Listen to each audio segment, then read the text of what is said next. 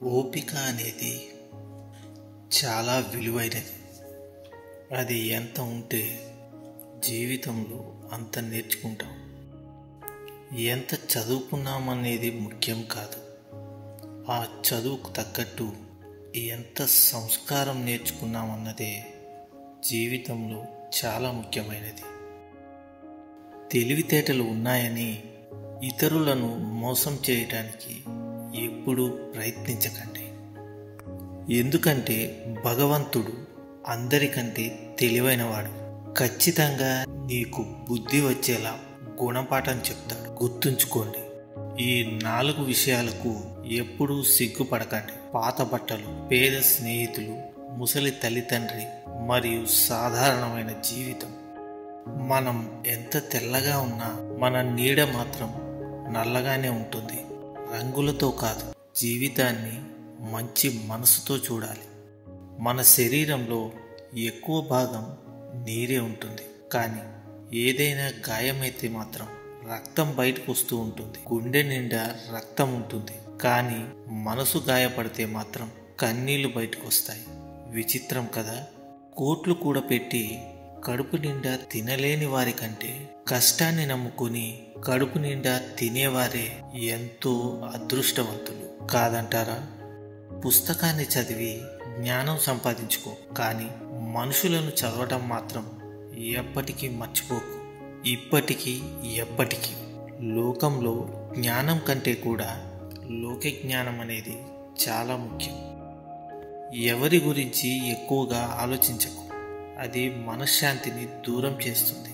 ఏం జరిగినా కూడా ఆ దైవ నిర్ణయమని భావించు. మనసు ప్రశాంతంగా ఉంటుంది.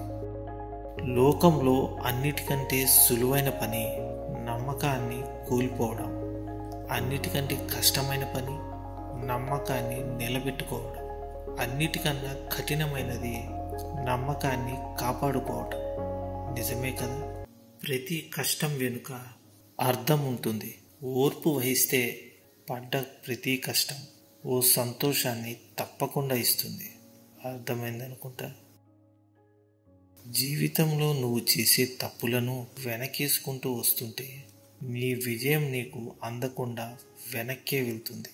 నీ తప్పులనన్నీ నువ్వు సరిదిద్దుకుంటూ ముందుకు వెళ్తుంటే నీ విజయమే నీకు ఎదురుగా వస్తుంది. సమర్థించుకుంటూ కాదు, సవరించుకుంటూ పో. ప్రతిసారి పక్క వాళ్ళ సలహాలు తీసుకుంటుంటే నీ మనసుకు పనెప్పుడు? నీ మనసుకు కూడా పని చెప్పాలి కదా.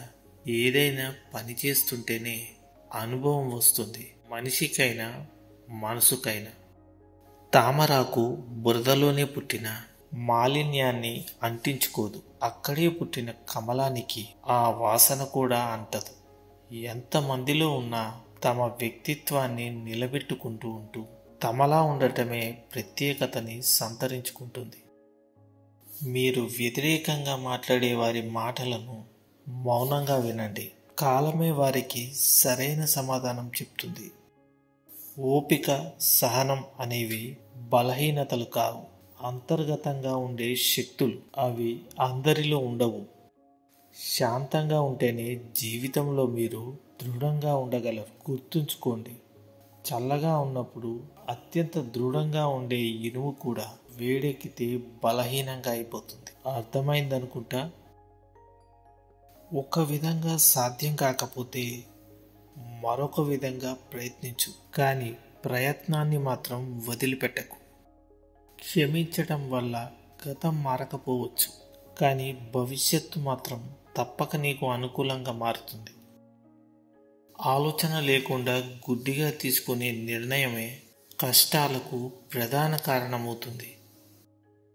మేధావితో మాట్లాడి మేధావితో వాదించి గెలవవచ్చు, కానీ అజ్ఞానితో వాదించి గెలవటం అసాధ్యం.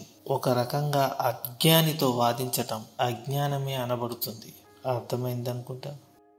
ఒకరిని మనం మోసం చేస్తే పొందే ఆనందం క్షణికమే ఉంటుంది, కానీ మరొకరి చేతిలో మనం అంతకంటే ఘోరంగా మోసపోవచ్చు. తప్పకుండా మోసపోతాం కూడా.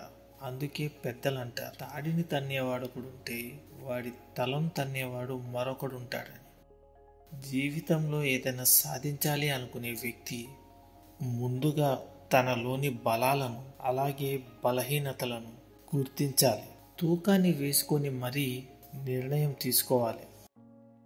నువ్వు గెలిచేంత వరకు నీ కథ ఎవ్వరికీ అవసరం లేదు. ఎవరు వినిపించుకోరు కూడా. నీ కథ ఎవరికైనా చెప్పాలన్నా కూడా వినాలన్నా ముందుగా నువ్వు గెలవాలి. జీవితంలో మంచి రోజులు రావాలి అంటే కాస్త సమయం పడుతుంది. ఆ కాస్త సమయంలోనే మనకు జీవితం అంటే ఏంటో, దాని విలువ అంటే ఏంటో అర్థమవుతుంది. సంసారంలో సర్దుకుపోయే మనసు భార్యాభర్తలిద్దరికీ ఉండాలి. ఒకరు మాత్రమే ప్రతిదానికి సర్దుకుపోతూ ఉంటే ఇంకొకరు ఎప్పుడు సమస్యగానే మిగిలిపోతారు. నిన్ను వదిలి వెళ్ళిన వాళ్ళందరూ నీతో ఉండడానికి అర్హత లేని వాళ్ళు అని గ్రహించు. అంతేకాని కుమిలిపోతూ ఉండకు.